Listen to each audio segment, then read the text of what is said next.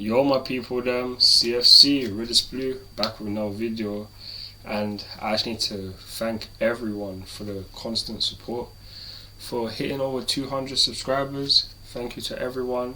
The previous watch along did absolute obscene numbers, 800 and plus views, more than 100 votes on the poll.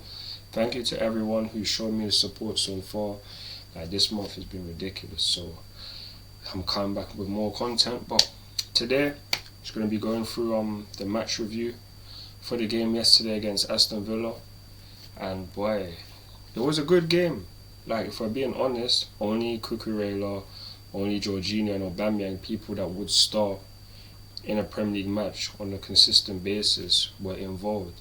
We had a lot of youngsters like Webster, Omari, Hutchinson, Lewis Hall, and Rankin as well. Guys that were playing very well. Even Casady got brought on off the bench.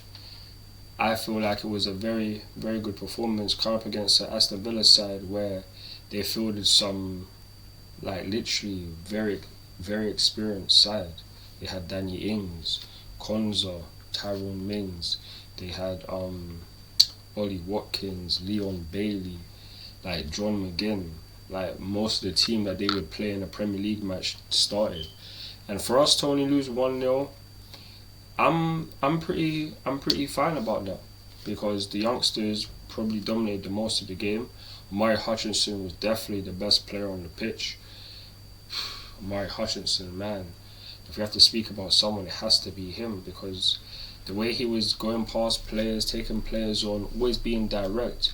And even the Chelsea players, how many times did the Chelsea players try to find the ball to Omari Hutchinson to either give someone a pass that could lead to a key pass being given to someone going to score, or him making a 1-2 with someone, or him going to the left hand side. He's taking the game, moving centrally as well. He is taking the game to the team, and I really love this, because this is the first time I've ever seen Omari Hutchinson play like a full 90-minute match, and I am nothing but impressed. So for me, he definitely needs to get game time, has to get game time once the Premier League resumes, because his performance, honestly, with the way our attackers have been performing all season, he must have a shot to start.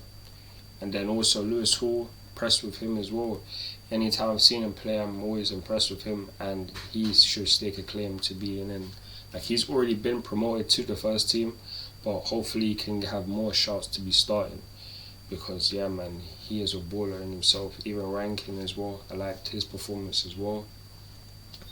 If I'm being honest, no player in the team that could I say had a bad performance. Like, we had Marcus Bettinelli in goal. We did concede in the first 7 minutes, but if I'm honest, it was a good finish, and Aston Villa should have scored. But after that, Bettinelli made some good saves, denied 2 chances against Aston Villa where we could have lost like 3-0. He didn't make the save, so have to big him up as well. I'll be real. Graham Potter, it was a good side. You filled it up. It was a good side. Can't be anything but happy with. Honestly, the only thing we can't be happy is with the result, but it's a friendly. It's about match fitness, and as the clock ticks closer to the 27th of December, where we take on Bournemouth, fitness is what we need, and that is what we got in the game. So, bar the result, it was a good performance from the team. I'm nothing but happy with it. The only bad thing that came out of this is Armando Broja. Armando Broja went down with a knee injury, and it's looking peak, because from when he went down, he was just screaming in pain. And it's like, December really is the month where we always get an injury. It doesn't even matter if we're not even playing constantly in the Premier League, and it's just jarring, because Aubameyang up top, he just doesn't do it for me.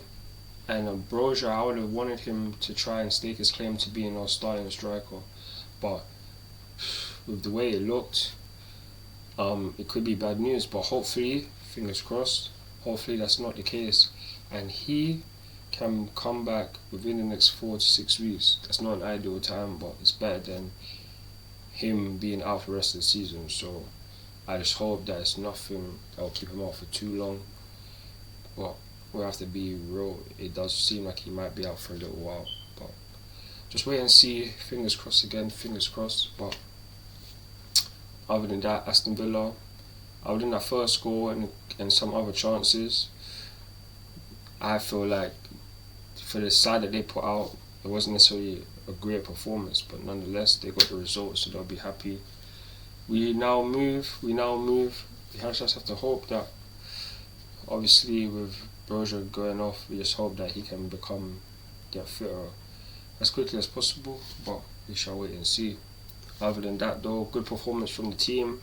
I'm not going to be doing the player ratings videos for this friendly, so sorry about that. But yeah man, that is going to be it from me regarding this Chelsea vs Aston Villa friendly match review. Please like, share and subscribe to my channel. Follow me on Instagram, Twitter, TikTok, Snapchat and Facebook for more Chelsea content. I'm CFC Realist Blue and I'm out. Peace.